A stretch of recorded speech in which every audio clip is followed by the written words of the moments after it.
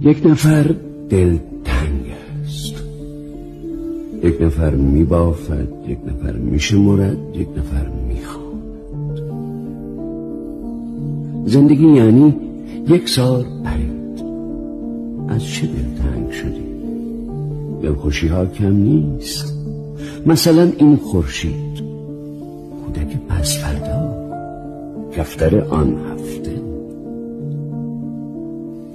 یک نفر دیشب مرد و هنوز نان گندم خوب است و هنوز آب میریزد پایین، اسبها می نوشند.